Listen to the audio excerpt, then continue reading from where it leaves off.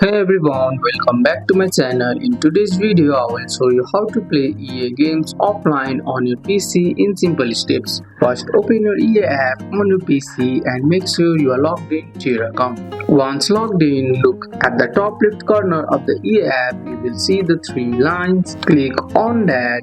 From the menu, go to offline. When you click this, the EA app will switch into offline mode. You will notice the app will say offline at the bottom. Now you can open and play most of your single player games without needing the internet. Just go to my collection, pick your games and press play. Not all games work offline. Online only games like those that requires connection or multiplayer servers won't run in offline mode. Make sure your games are up to date before going offline, otherwise you might run into issue if the game needs an update. When you want to go back online, just open the menu again and click go online, and that's it.